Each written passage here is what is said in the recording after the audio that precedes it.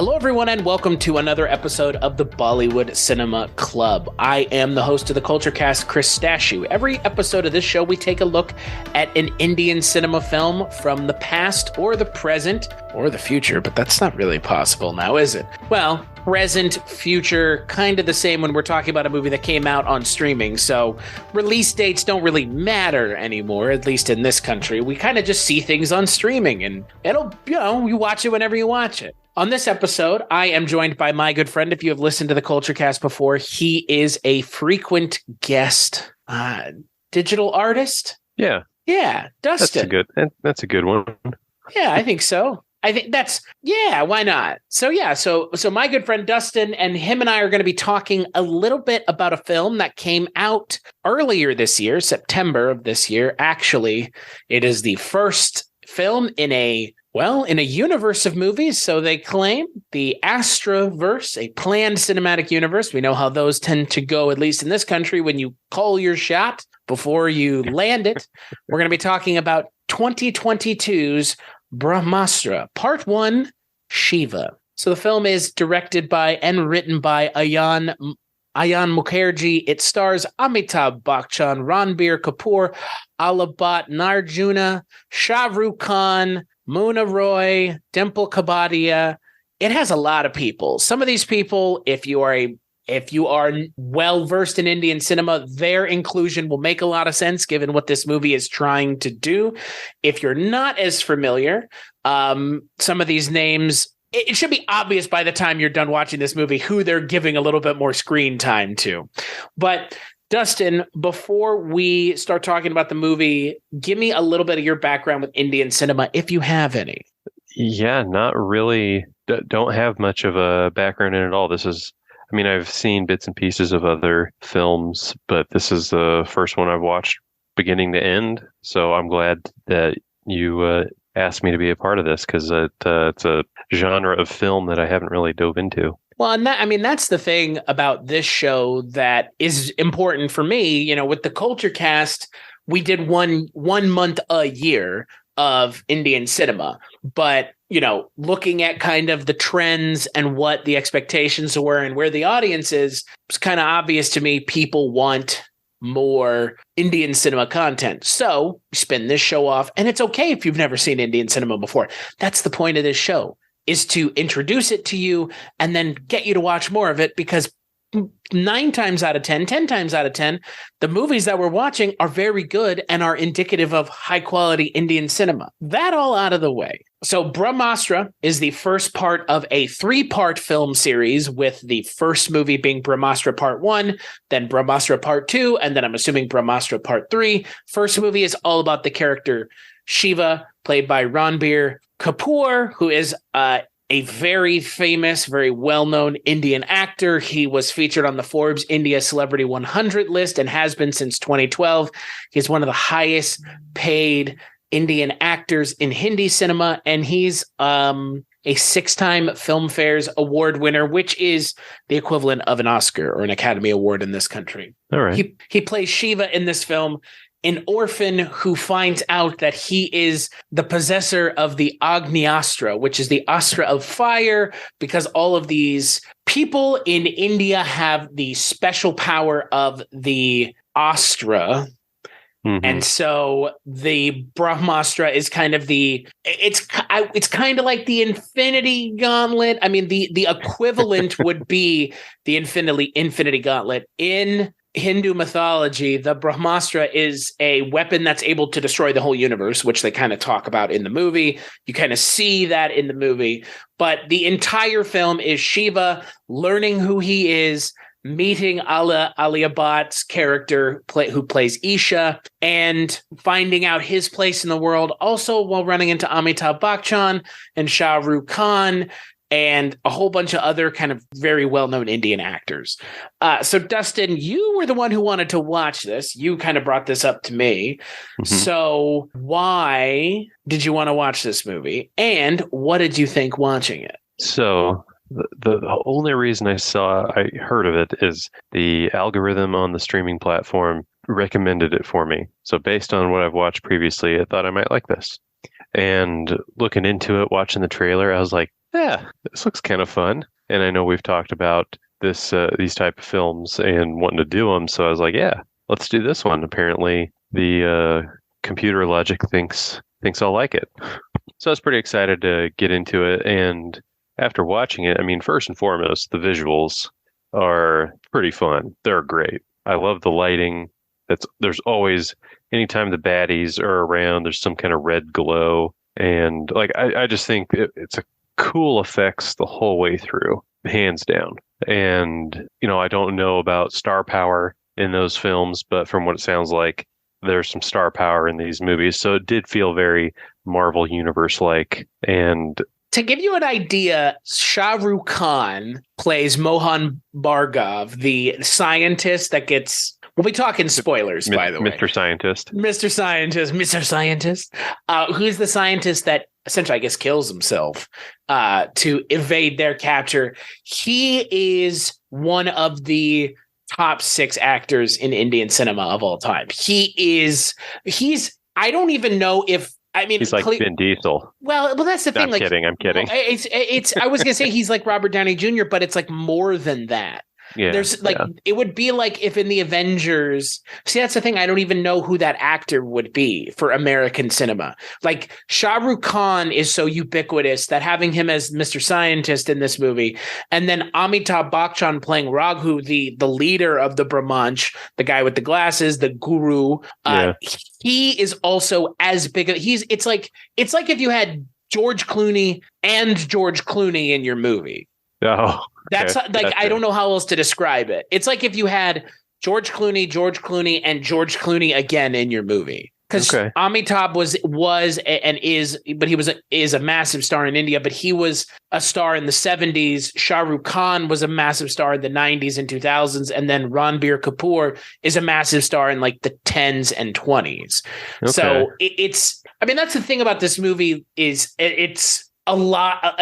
A lot of it is just like they have these massive names in this movie. Well, you can tell that the actors in the movie, like they're polished actors. You can tell that they're good at what they do. And, there's some clips of this genre of film that I've seen that, I don't know, kind of seem corny or like almost like kind of have like a B movie feel to them. Well, obviously this one didn't have that. It had all sorts of money behind it for those visual effects, but the actors too, you could tell that they're good. They're good actors. Well, and that's the thing about this movie. I mean, it's, they're trying to start this universe, the Astraverse, which they're really, it's crazy to me. This is a Marvel movie. Yeah.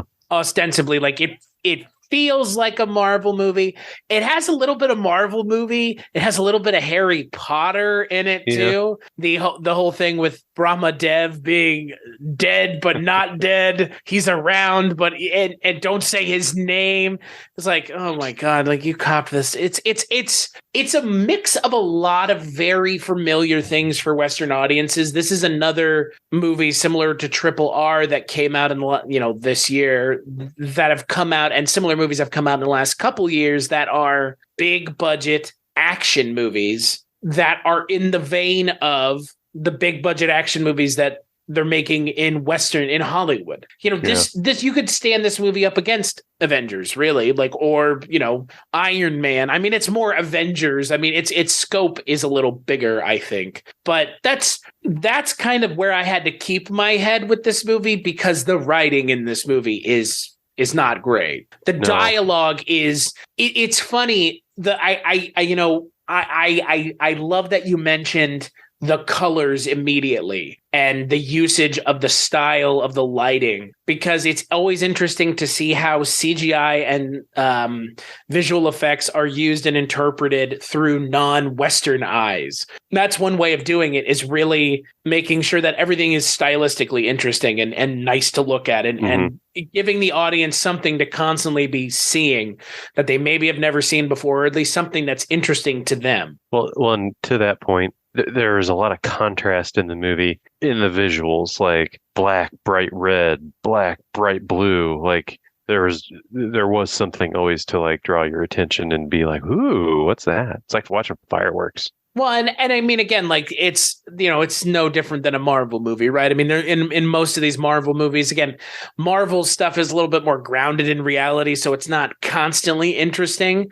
But there are parts of this movie early on in this movie where there's not a fair amount happening. There's a lot of stuff with Shiva and Isha in the orphanage, and that's, I mean, again, it's my issue with this movie is it is taking our Marvel movies and stripping out all of the things that make the characters interesting and leaving us with the most one-dimensional characters I have ever seen. Like our main hero, it's shocking how one note he is. Yeah. He's like perfect. He's the kind of guy you'd want to bring home to your mom. Like he's perfect. He says the right thing all the time. Oh yeah. All the time. He's always got a quotable line. Yeah, it's actually insane the kinds of things his character says in the movie. Oh, you are my one love. I love you forever. It's all about love and what they've known each other for 3 days. Yeah. And now she's pregnant with his son. It's like, oh my God. It's what's crazy to me about this movie is the lack of quality, like dialogue is very apparent. Like anytime the characters interact with each other, it's very stilted. It's like it threw me right away. It's the prequels bad. Like it's as bad as the prequels, Star Wars movies. It threw me right away. Mr. Scientist is talking to like the assassins. He's like, "What's your name, huh?" He's like, "Oh, you're a bull. You're a cheetah." And I'm like, "What are you talking about? Like, why are you talking about names and wanting to name them? They're here to kill you." You know what it reminded me of? It reminded me of, it's like, you know what it is? You remember in Infinity War when they fight those dudes in the street and Tony Stark is like, Squidward. Like it's, again, I'm not just filler. Well, I'm not bemoaning the movie. I'm just, it's interesting to see where they're drawing influences from in Western cinema and how they're interpreting it through the lens of Indian cinema. It's something gets lost in the translation, and I don't know what it is. I've been sitting last night when I was watching the movie, and every time the characters were opening their mouths, the dialogue was just so banal for the most part. Like Shiva it says nothing of value in the entire movie. Yeah. He is a one-note character. Okay, so let's build the perfect character, right? So he's an orphan, automatically sympathetic. Orphan. Okay, so let's build out his backstory a little bit more. He's an orphan who his mom saved him from his dad, who is the ultimate evil, ?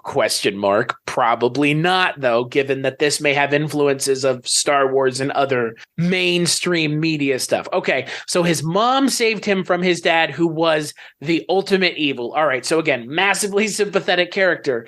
And then what does he do for a living? Works in an orphanage and loves children. Like you're making the ultimate. If there's a Mary Sue, it's that for a male character. Like it's insane to me how he is just like Mr. Goody Two Shoes, the character. There is no complexity. I know there's no complexity to the character at all. Yeah. Right? Or is it is it just me? So Isha immediately falls in love with him, obviously. Right. He's just so lovable. And like, yes, he is. That the problem I have with this movie is I enjoyed this movie immensely. I'm looking forward to the next one. I think these movies these movies are the perfect kind of antidote for Marvel movies in a way. It's giving me what I want with Marvel movies, but with the sensibilities of Indian cinema and also some killer songs. I mean, again, I have things to say about the songs, but I think the things that I would say about the songs probably factor back into the character of Shiva. I think my issue with this movie writ large is just they didn't do enough to make me really invested in any of the characters, because it all feels very, very, very, very, very, very, very perfect. All very perfectly well made, perfectly produced. Like this is you know how we talk about movies made by committee? That's what it feels like in a way. Like, Mhm. it's too perfect. Like, all the dialogue is just there's the characters. There is no shade of gray to the character at all. Nothing. And I just He's the Wonder Boy. right. Yeah, and their whole relationship is just kind of on fast forward. If you think about this being a 3-part series, and you compare that back to like a Marvel movie, there's relationship tribulation that happens through, like, for instance, like Hawkeye and Black Widow. They're never romantically involved, but they have this push and pull the entire time with their friendship, and then at the very end, we all know what happens. But their relationship has so much story throughout the whole thing, whereas this, in the first 15 minutes, these two are in love and they're ride or die. Like, he says he's gonna go save this person from God knows what, and she's like, "I'm coming with." Like, you just met yesterday. Well, she loves him. Yeah, and I guess to hell with the orphanage. Like, Yeah. who's watching that place? Well, and again, that's the thing. That's the thing about the movie. Like, you have a very traditional plot structure. You have a character at the beginning who dies, who sets up the rest of the kind of the rest of the movie's action of going on the quest of Shiva and Isha to learn about his past. But you have Shah Rukh Khan in your movie, and you kill him in the first 30 minutes. Again, it is an extended cameo. They didn't want to pay a 3-hour con paycheck. Con price. Yeah. An SRK 3 hour. Yeah, well, that's the thing. I mean, it's nice to see him. He's obviously very charismatic. His dialogue is some of the only dialogue that halfway works, because he plays it with enough tongue in cheek where it's kind of him being smarmy, but yeah. It's too bad that he just unceremoniously bites it in the first half hour of the movie. Yeah. I kind of did like his character from the get-go, and I was like, oh, they're going to kill him. Right. Like, there's, yeah. And what's funny is, again, like, they saw something like Avengers, and they said, okay, we have the Iron Man character. Let's put the Iron Man character in our movie. Because, again, that's feels like what that's supposed to be an analog of, right? Yeah. And we'll just kill him in the first 30 minutes. I like that idea. Just don't like that it's SRK, who's an amazing actor who could have been used to better effect in this movie. And Mr. Scientist, like, come on. I mean, there's a lot of matter of factness with the script. Like, then they're going to find at one point they're talking about going to kill the artist. Like, he has a name. They say his name several times, Anish Shetty. But then they're like, the artist. The artist. Who's also an archaeologist. He wears many hats. It's funny. This really feels like a Marvel movie. Again, not lowest common denominator, but it's being made for the most amount of people. What I actually dug about it, almost, I mean, I'm a comic book fanatic. I love, when the Marvel MCU stuff started, I saw that first Avengers movie and I was in, I was like, I can't wait till they do this for the rest of my life. And they're going to. Yeah, boy, aren't they? But what I really liked about this, and what kind of made it different, I mean, there is a strong foundation of Marvel, or I'm not going to say DC, but Marvel foundation. I was like, this is heavily influenced by Marvel and almost nothing else. Yeah. But what I really liked about this one was what really got me on board was the kind of mythological aspect of it. Like, I Greek mythology, I think that stuff is so cool. So, like, diving into that part of it with this, like, I don't know, it had me really intrigued and paying attention because it was kind of fun. Well, and I agree with you. So that for me is what I appreciate about this, is the same thing that you said, the idea that we're kind of leaning on Hindu mythology, something that already exists. I mean, they have a pantheon of gods.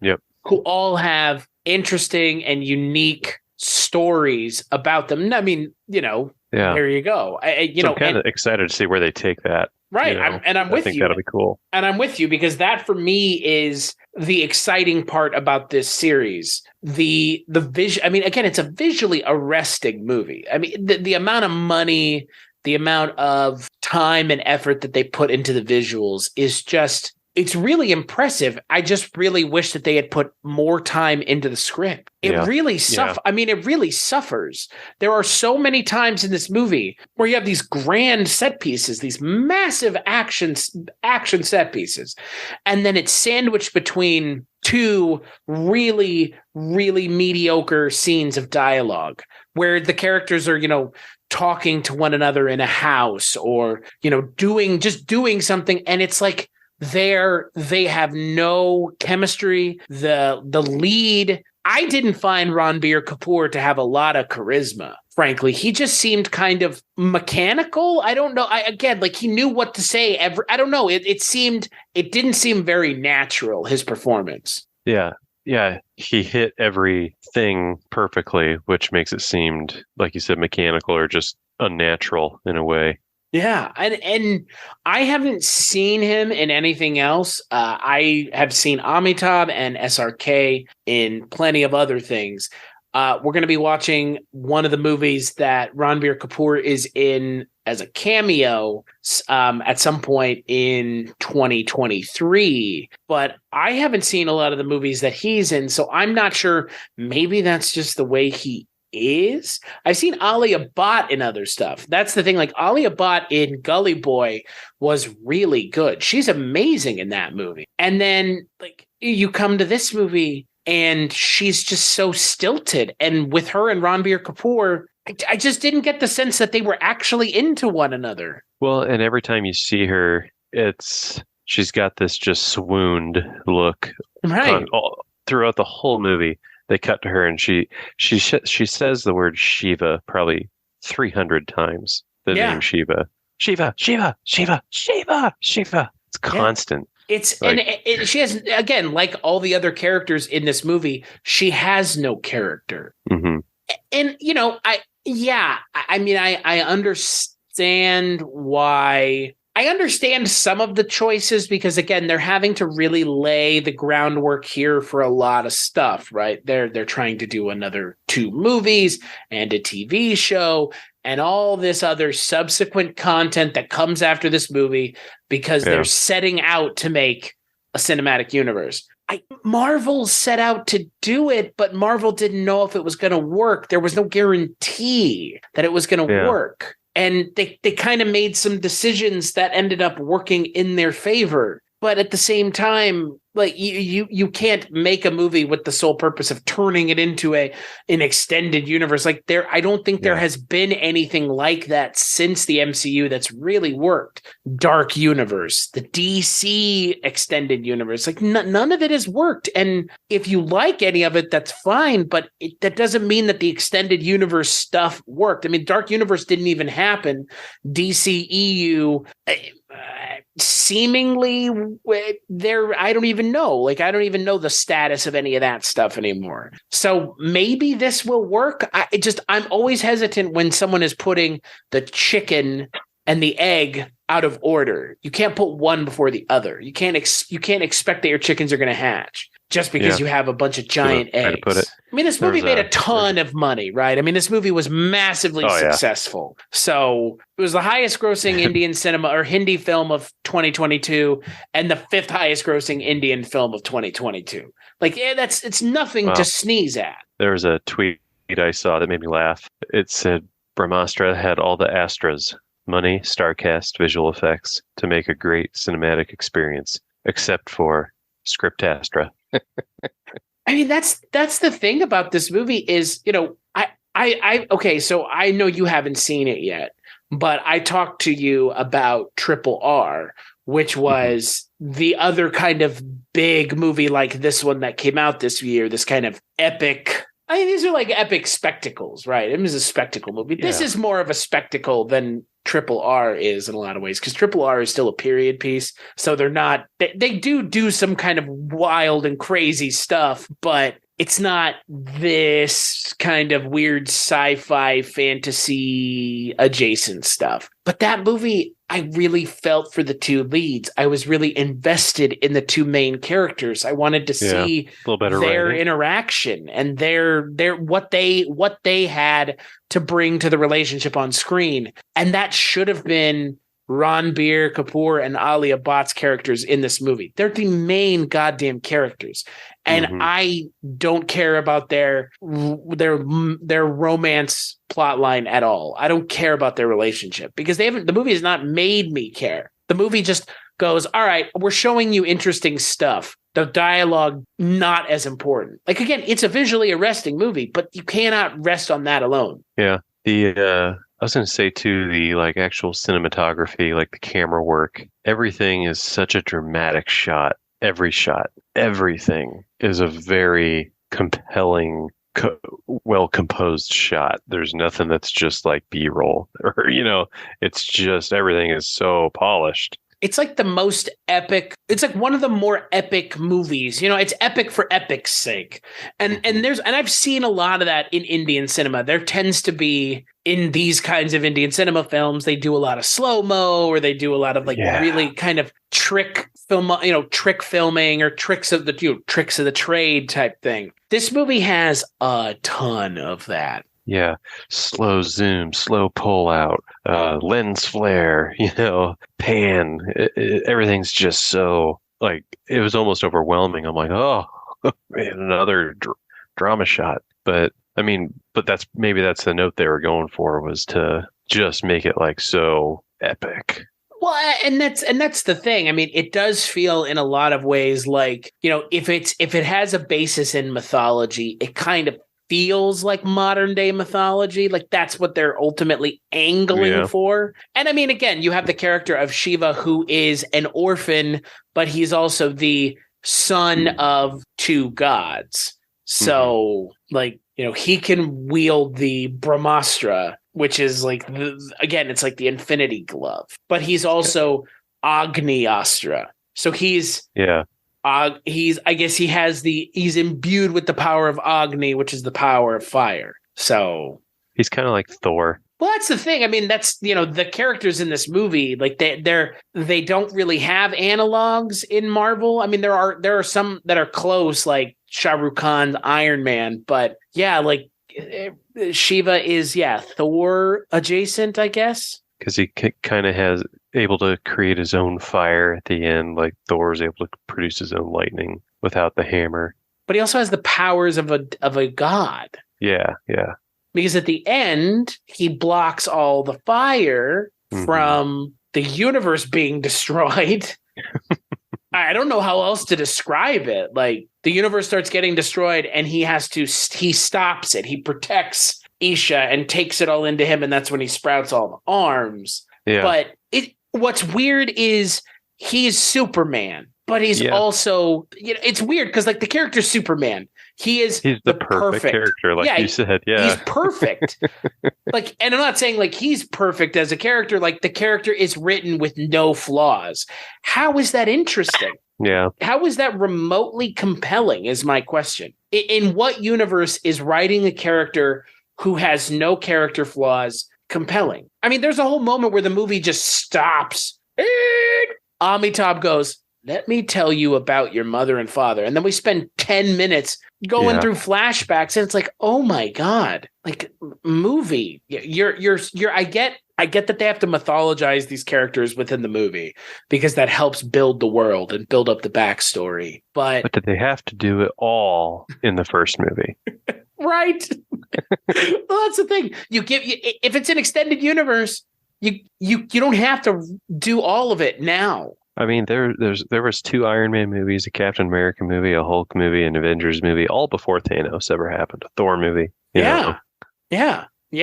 Like, where does it go from here? The stakes are already that the world was in the middle of being destroyed. Yeah. Entirely. We started with Endgame. And that's the thing. I mean, that is the thing that is interesting when you mention it, because DC did the same thing. They just tried to rush to the end. They said, all right, well, we don't care if you spent 10 movies building all of this up. We know what people want. People want to see Superman and Batman and Wonder Woman together. So Batman v Superman, Dawn of Justice. Yep. And then what came after that? Literally Justice League. like that's the thing. And in this movie, there wasn't Darkseid. Right. Well, depending on which one you watch. Depending on the version you watch. And that's the thing about this movie. This is really like if you just sat down and watched the Avengers. I want a Jack Snyder cut of Brahmāstra.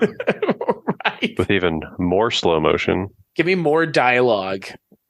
Give me more stilted, just like the dialogue is so stilted, it would make George Lucas blush. It makes the prequels look like cinema classics. That's the thing. Like everything about this movie is really good until the characters open their mouths. Like that's and that is like it's so wild to me because I haven't seen a movie where I would contend it's totally worth checking out, but you just have to overlook how bad the dialogue is. Enjoy the ride. You don't have to listen to it. Well, and that's the thing. To speak to the ride part of the movie, you kind of already mentioned it before. It is a really cool looking movie. There's a lot of stuff that I've never seen before. You've got SRK flipping around and flying through the air and monkey ostring and and right in the first 15 minutes, Ranbir Kapoor is performing at this festival, and all of a sudden it just it starts going crazy, and Agni shows up, and you don't see any of this. There's none of this in Western cinema, and it's so nice to see what this can be used for by other kind of film techniques, like film influences, like where the influences are coming from. I really appreciate that this just doesn't look like another Marvel movie, at least. Right. Yeah. They made it seem otherworldly, which was kind of cool. I will say everybody's hair was on point. Everybody's hair was great. Every time you saw them, their hair was perfect. Well, speaking of hair, I was glad to see Amitabh Bachchan in this movie playing Raghu, the guru. Again, if you're going to get somebody for your movie who's like a god of Indian cinema, especially Hindi cinema, it's Amitabh Bachchan. And so good choice for the leader of right. Astra group. Exactly. Astra group. Protecting your Astras. There's even the kids that they introduce, like the newest members of the Brahmāstra. Is that how they say it? Brahmāstra, yeah. And but they even say they're the Avengers of the area or whatever. They even said that. I mean, I will tell you, no Avengers movie has the courage to have a child being shot in the back with an arrow. Man, when that happened, I thought it was the girlfriend that got it, and then I'm like, oh, the kid got stabbed in the back and is falling off a cliff. Oh, wow. Isn't that something? Yeah, that was a shock moment. It's interesting, though, because outside of kind of the very stilted dialogue, I think it does a decent enough job at kind of setting up the universe. Yeah. Like I said, after watching this, I want to see the second one. I want to see where they take this. Even though they downloaded a lot in the first one. now I want to see what happens next. It's more like with the level of exposition that they set up, it's like Avengers 2. Yeah. It's wild how much just exposition they get out on screen. I mean, that scene where Amitabh just starts talking about Shiva and his mother and father, that's 10 minutes. And that's just one of those scenes. Yeah, and when he does that, right away, I was like, oh, he's their kid. But then they get done with all that flashback story, and he's like, you said you were going to tell me a story about my mom and dad, and you're telling me about their battle. And it's like, oh my God. Yeah, that's the thing. I mean, do we have to do this again? It's unironically the moment from Zoolander. But why male models? Yeah. I already told you, Derek. Really? And that's the thing, Amitabh's character is probably second to SRK's character in terms of believable dialogue, but he's given all the exposition, and he's also given the narration too. So they're like, all right, we need you to not only narrate the movie, but also essentially anytime you're on screen, you're just going to be Mr. Exposition. All right, Shiva, come over here and let me tell you something about this thing here for 5 minutes. And then come over here. I'm going to the Brahmāstra. Let me show you about this for 10 minutes. It's like, oh my God. And on top of everything else, there's like 4 or 5 musical acts in this movie. Yeah, those were fun. The music was pretty good. Yeah. And, that's not something you get a lot of in big action movies. That's not in the MCU. But it'd be better if there were. it's kind of cool, like little mini breaks in the movie that, you just cut loose, have a little fun. Well, and they're catchy, man. That's very, again, we watch more of these together and you will, most Indian cinema has it, but a lot of the contemporary stuff is moving away from it. Some contemporary movies don't feel like they need to provide it anymore, or or there's just no place for it in the movie. So I will say though, the music it kind of feels like the rest of the movie. Does that make sense? Like, it's just like, I don't know, like pop. It's just poppy. Yeah. Kind of sounds same. Yeah. But not in a bad way. Arijit Singh he's a recipient of 6 Filmfare Awards and all kinds of stuff. So he's, again, really well-known quantity, obviously. But it was just a little like, I don't know. Everything in this movie just feels too well done. Like, not in a bad way, just in a too well polished. It would be like, I'm trying to think of an example. It really is just like watching MCU stuff, like watching Marvel stuff. It's all very well produced. It all really looks nice. Mm-hmm. But again, maybe if Marvel stuff, it wasn't so well written, it might be more obvious. There have been Marvel stuff that is not great. Yeah. I can't think of anything that's dialogue is as bad as this. Yeah. It's wild. Like, the performances. She-Hulk was pretty good. The performances aren't bad. Like, it's not the performer's fault. It's not Ranbir Kapoor or Ali Abad. Like, that's the thing. Like, I know that they're good. Even though I haven't seen any other Ranbir Kapoor movies, I know he must be a good actor. Yeah. And he's not bad in this movie. It's just like, why make his character so bland? Like, it's like they had the idea of Hindu mythology. It's a starting place. Okay, so we're going to have the character be kind of, all right, he has the power of the gods, but he's not a god, but he has the power of the gods, and he doesn't know how to wield it. But once he figures out how to wield it, that will allow him to prevent the destruction of the universe, because the bad guys are trying to use the Brahmāstra to destroy the universe, I guess. But why they were not able to make us care about the main character is a little bit beyond me. Because by the end of the movie, I'm excited to see where it goes, only because my hope is that whoever they introduce in the next movie is actually an interesting character. And if the way they're kind of teasing it is any indication, it's probably going to just be like Infinity War, where it's like a Thanos movie the entire time.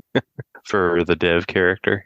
Right. Yeah, it says, I was just looking up who they were planning on casting for that. And it says Hrithik Roshan. I'm probably saying that wrong, because I would think he would need to be a pretty badass person too. Well, that's the thing. I feel like, really, for me, the issue that, outside of the kind of dialogue, I feel like my big issue with this movie is that, like, the villains are not memorable at all. Your hero is only as good as his villain. And Mooney Roy as Junoon, who's the main villain of the movie, again, nobody's really given much to do, so it's going to be a problem either way.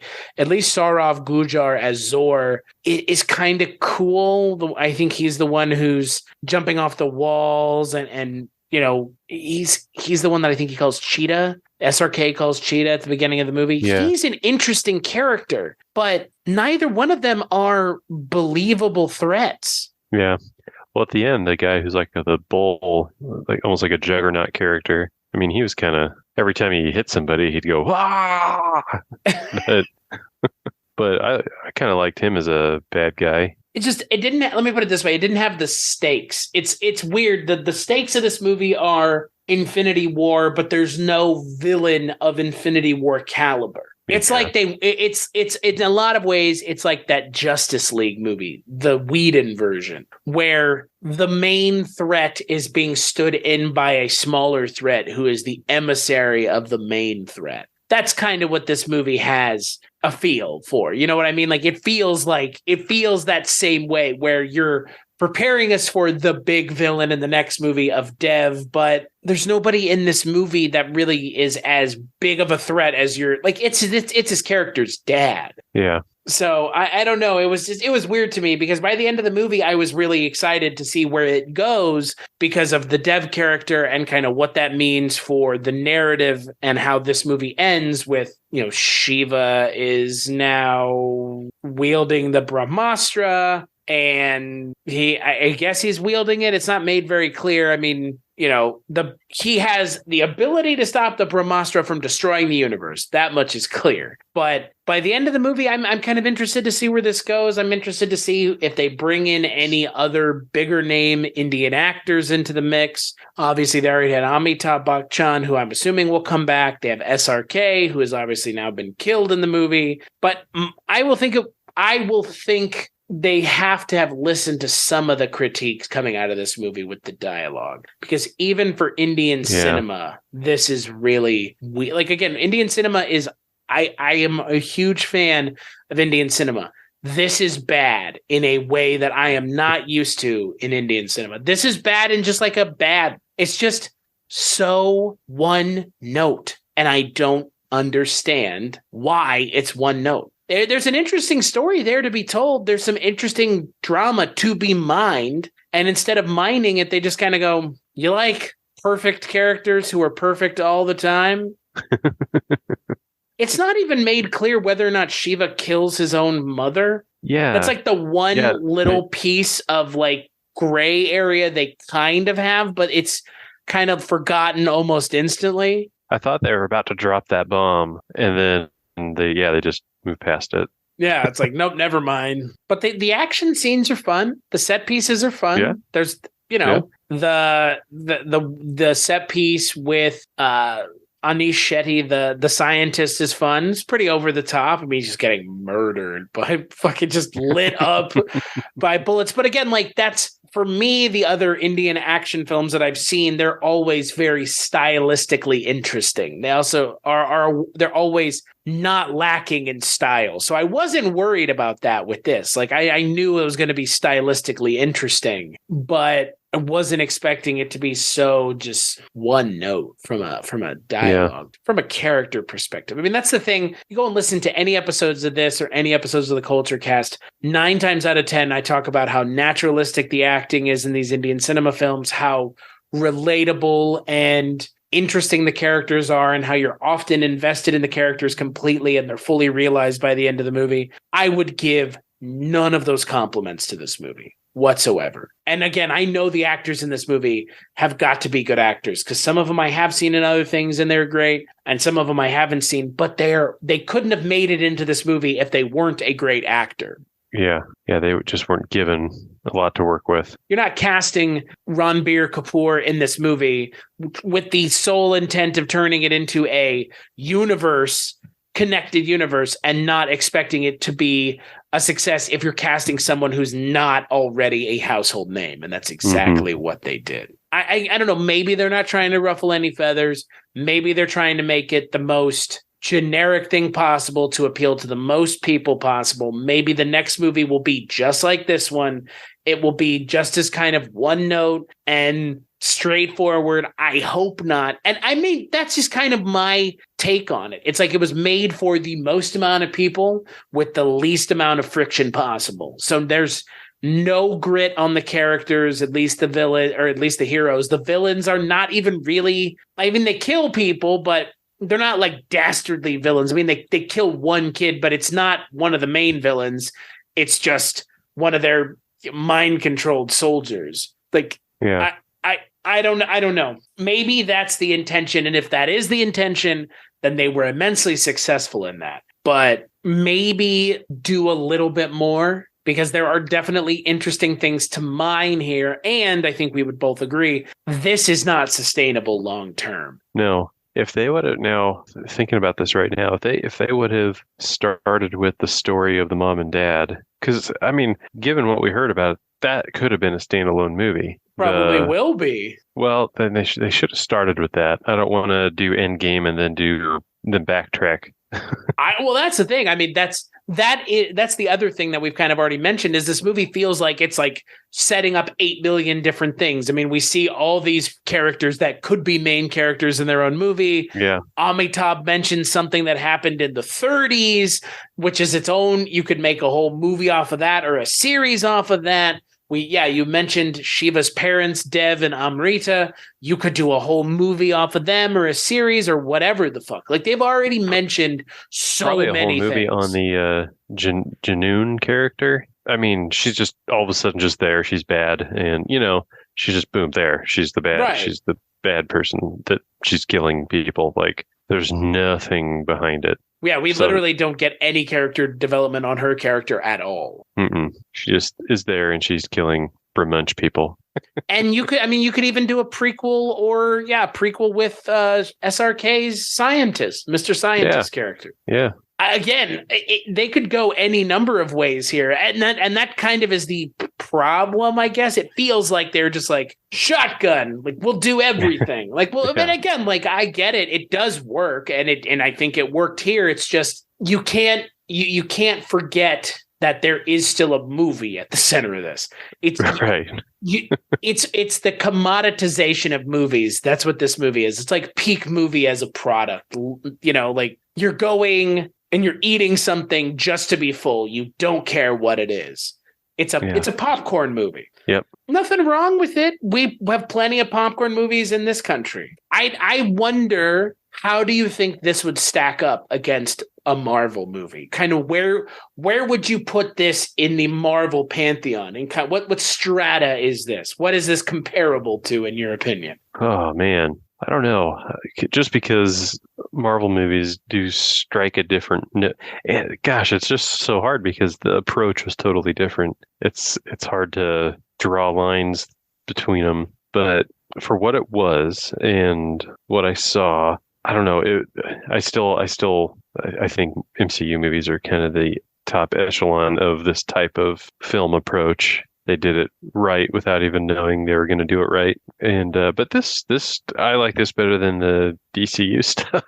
Well, I would say that this is as good as. So we're in what, phase 4 right now? I would say this is as good as some of the mid phase 2, late phase 2 Marvel stuff, like Doctor Strange, Ant-Man. I mean, Ant-Man is my favorite Marvel movie, Ant-Man 1 and Ant-Man 2, and Ant-Man just as a character is my favorite character, but it's kind of in there. It's not like the best movie, I think, critically, because I love Ant-Man, but I'm not going to contend that Ant-Man is the best MCU movie. I know it's not, but it's my favorite.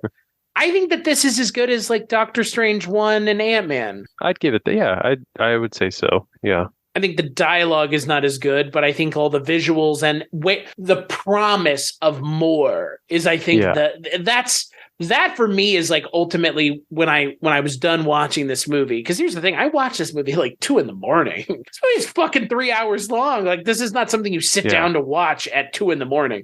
I watched the whole thing. I watched it from start to finish in one sitting. I didn't want to stop it. It was so entertaining. And I think it's because of the promise of more. Like what comes next? Yeah. There's a lot of depth of lore that they can have a lot of fun with, I think. Well, and again, I mean, this is a really good starting place. I mean, this is the first movie in this universe, and it made money. Mm-hmm. So I don't think we have to worry about not getting at least 1, probably 2 more. Beyond that, do they make the TV show and the cartoons and whatever and blah, blah, blah, blah, blah? Who knows, right? Nobody could have anticipated where Marvel was in 2008 for 2018. Like, I could never have imagined that we would get, really. I totally could have. And then we'll get Thanos, and then we'll get Doctor Strange, but we won't have the X-Men because they don't own the license for that. So there will be no Wolverine or Charles Xavier, but we'll have Guardians of the Galaxy there. Man, if that was you, fucking go buy a lottery ticket right now, pal. I wasn't far off. I'm not trying to brush my shoulder here. I remember thinking Robert Downey Jr. would be a good Iron Man, but that was only because I was reading the comic book in the 2000s, the Ultimate Iron Man comic, where that character in that is like, looks like Robert Downey Jr. So one of my favorite comic series is the Infinity Wars, and I have all those comics. And the moment they were doing all those individual movies, Captain America, Iron Man, stuff like that, and kind of got the, they had announced like they're going to do an Avengers movie with all of them. I was like, oh, that's super cool. And then the moment they showed Thanos in the after credits of that movie, right away I was like, oh my God, I know what they're doing. Like, we're going to see Infinity Wars. And they did it. I was excited since that point. And that's where I kind of walked away from with this movie. By the end of it, I was on board for whatever comes next. And I will watch it with a heavy dose of excitement, because this was a really good starting place. All of the really terrible, again, can't emphasize how bad the dialogue in this movie is. It's laughably bad. You would not be remiss if you laughed at half of the dialogue in this movie. I chuckled at like half of the things the characters in this movie say. It's so just white knighty, like fucking just, it's so cringy. Corny. Yeah, it's corny. Yeah, it's just so dopey. And again, it's like false sentimentality. It's like who nobody's actually like this. Nobody talks this way. You are talking this way like a character in a movie. But even with all of that, where this movie ends up was so interesting, and the promise of what we will get next, I think, is so different from anything else that we have seen, that I think whatever it is, I'll be excited to watch it. But you could do worse than this as a starting place. You could do better, but DC didn't do better than this. Man of Steel is not better than this movie. Now, they made a big splash with this movie, right? It was, like you said, throw everything in it, make a big splash. So what do they do with the next one? I mean, it's got to be just as big or bigger, right? Well, that's the thing. I mean, that's why I was saying, like, I don't know who else they could get, what other Indian cinema actors they could get. I mean, there are people that they could put in this movie. They could get Amir Khan in the next movie. They could get Rajnikant. They could get, Anil Kapoor. I mean, they could get plenty of people for the next movie. I don't know if that's the answer. I think, whoever they cast as Dev obviously is going to be a big question, and that's going to be an important role to land. I just think that I don't know where they go. Where they left it is Dev is escaping. Yeah. I don't know enough about Indian mythology or Hindi mythology to have an idea where they go. And again, it's kind of modern day reinterpretations of Hindu mythology. So now, I don't know if you did what I did, but I did watch through the credits just to see if there was a post-credit scene. An end credit scene? No, they did it before. Yeah, it happened. The movie kind of ended, and then like, boom, they went into another scene. Which I kind of appreciated. Yeah, you don't have to make me sit around and wait. Well, I mean, I'm already like jacked up. Don't let me come down. Like, keep that dopamine train rolling, baby. Like, for real. Like, I remember when they did that at the end of the second Matrix movie. I was like, "Are you making me fucking wait? Like, get out of here." And and that's the thing now. Everybody just sits around in the theater after the movie's over, waiting for whatever post-credit scene there is. To the point of like IGN and some movie websites are like, is there a post-credit scene? It's like, no, there's not. Or yes, there is. And it's like, oh my God. The fact that you have to comment on it now, that's how commonplace they are. Or some movies do a mid-credit scene. Oh, yeah. And an end credit scene. And a pre-credit scene. So people leave and they're like, oh, there's another? Oh, crap. Yeah, I've run into that too. Yeah. I don't know. I mean, again, I don't know where they go from here. I don't know what the next Brahmāstra movie holds, but it's supposed to come out in 2025. So that's 3 years from now. Put it on the calendar. Yeah. Does it come out in 2025? Who knows? That's the expectation. I'm hoping it does. This movie was a lot of fun. It's not much of anything in a lot of ways. It's wouldn't say it's like a fast food meal, but it's like snacks. It's popcorn. It's a popcorn movie. Do not expect to get much out of it other than being entertained. And to be fair, movie's not doing much else. This movie exists to entertain you. It's not asking you to do much. It's not even expecting that you're going to ask it to do much other than entertain you. And that's maybe why the characters are drawn so broadly, but it works. I mean, it works. Criterion, thought-provoking dialogue here. No. And again, like, I would like if the dialogue was better and less stilted and felt more like two people talking as opposed to two robots talking. Yeah, it would have elevated the movie. But the movie already has a lot going for it. So yeah, Dustin, final thoughts on Brahmāstra Part 1, Shiva. Well, we've said a lot of it already. I am on board for number 2 and probably number 3 if number 2 is like number 1. It was just fun, and like I think you said it just a minute ago, like the dopamine, like it was a ride and it kept you going, like kind of amped up the whole time, and that was kind of fun. And we talked about this before watching the movie. If any listeners are going to watch it, don't watch it with English audio dubbed over, because that'll just make it even worse. Oh, did you watch any of it? No.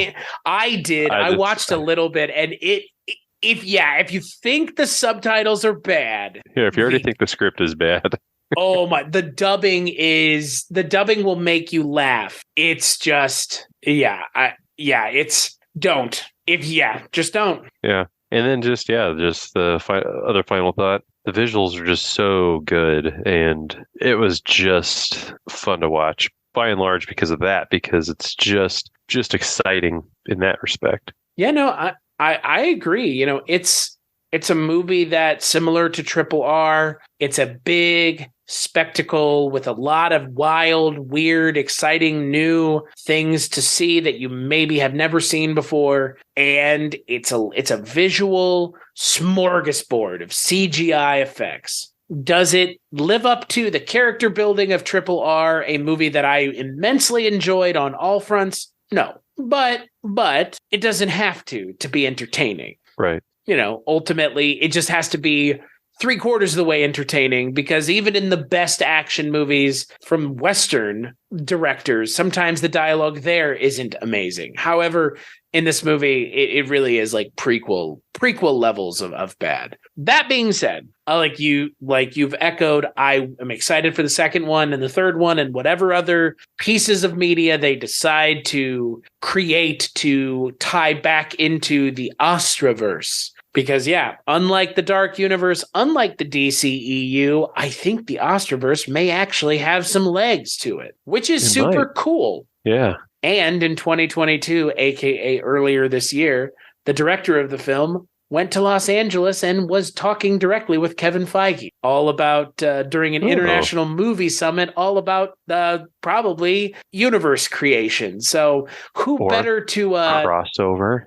Oh, my God. Who better really to learn from or to pick the brain of, right? Yeah. If I'm doing something like this and I want to make a connected universe, there's one person I want to talk to, and it's Kevin Feige over at Marvel. So for sure. So this was fun. And by the way, in case you want to know where to watch this movie, it's on Hulu right now. If you have a Hulu subscription, you can watch this movie, and you should. It's just that easy. Yeah, you don't have to even. There have been movies that we have watched for this show that have been harder to find than this. This is an easily accessible movie, just like Marvel movies. It's easy to find. It's on Hulu, a streaming platform you may even already have. So, and if you don't usually watch movies that have English subtitles, step out of your comfort zone. You're going to enjoy it. And then you've got something interesting to talk about at work with your coworkers. Be like, hey, I watched this movie called Brahmāstra. Well, and honestly, I would advocate for just turning the subtitles on all the time anyways with everything. Yeah. I don't watch without subtitles anymore. Like, it actively bothers me if I watch something without subtitles. I always have closed captioning or subtitles on, because it started that way with our first daughter, because we turned the TV way down, don't want to wake her up. So we just watch with closed captioning on. Now we do it because we can't hear it anyway because the kids are playing so loud. Well, and also from what I have heard, putting subtitles on is good for kids with their kind of reading thing. Yeah. Like, yeah. I mean, you're still reading, so. Yeah, and our 7-year-old has caught stuff that comes across the screen. There you go. Like the Brahmāstra. The Brahmāstra. So until next time, you can find me over at weirdingwaymedia.com. That is the website where all the podcasts that I work on. Until the next episode of the Bollywood Cinema Club, you can find me over at weirdingwaymedia.com. That's the podcast network where you can find this show along with a whole host of other shows. True crime, narrative, all different kinds, supernatural, paranormal. If you can't find it on there, it's probably not worth listening to. As for me, you can find me over at cstashu.com. But again, Weirding Way Media is really the best place to go. As for this show, BollywoodCinemaClub.com, social media if you want to. If not, whatever. Social media is dead. What I've heard. And Dustin, thank you so much for joining me. This was a lot of fun. Yeah, it was. Can't wait to do another. And we'll catch you on the next episode.